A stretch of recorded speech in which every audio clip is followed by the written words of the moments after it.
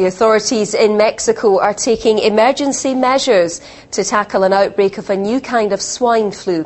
It's suspected of killing some 60 people and infecting hundreds more. Public buildings have been closed in Mexico City, as have the capital, schools and universities, affecting more than 6 million students. From there, our correspondent Steve Gibbs reports. Across Mexico City, pharmacies report that face masks designed to prevent infection have sold out. Every student in the capital's been given a day off and told to avoid contact with others. Even handshakes are being seen as risky. The Mexican government says that every precaution should be taken, but there should be no panic. We're facing a new influenza virus, but it is a controllable epidemic. The Ministry of Health recommends that people avoid crowded places or events where it is not strictly necessary to attend. The World Health Organization is warning that there remains a risk of a global pandemic. WHO is highly concerned by what is happening in Mexico and the United States. Currently, we're seeing at least 5 separate influenza events occurring, or influenza-like events, 2 in the United States and 3 in Mexico, in highly different geographic locations. The plan now is a mass vaccination, but currently there's a shortage of vaccines. Across the border in the United States, scientists are working to see if there's a direct link between cases of swine flu there and the Mexican epidemic.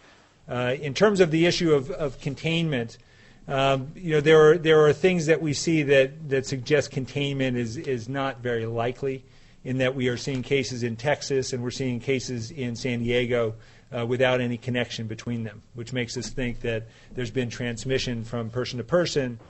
A lot still needs to be discovered about this virus, but public health officials here are warning everybody to be on their guard. Stephen Gibbs, BBC News, Mexico City.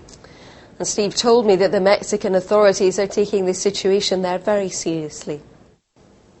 Oh, they certainly are, and they have to get the balance right between making people really aware of the seriousness of this problem and not causing panic. They really did give a pretty strong press conference this morning, the health minister there, telling people that apart from the fact that all schools and all universities here in Mexico City are going to be closed until further notice, that people should totally avoid any public spaces if they can possibly manage that. They shouldn't touch people, they shouldn't shake people's hands, etc. So they really are trying to contain this virus before it spreads to a situation that they fear could get out of control.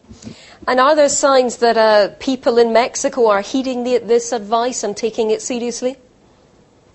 Oh, undoubtedly here in Mexico City. This is one of the biggest cities in the world. There are more than 20 million people that live here, and it's a very rare day indeed that you don't see the streets really crowded. But today it has been almost empty. In fact, some businesses have been complaining that their business is horrendously down. But this is exactly what the Mexican government wants people to do, and it looks like that for the next few days people are going to be staying in and keeping away from each other.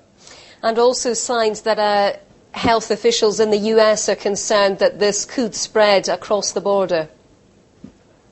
The nature of these viruses always reveal just how people travel, and if it's not contained early, within days, it could well be popping up all over the world. And both the authorities in the United States and people from the World Health Organization have been putting that point extremely strongly, that they want people to knuckle down and stop moving and find out who's got this virus and who hasn't, and make sure they do that before it spreads all over the world.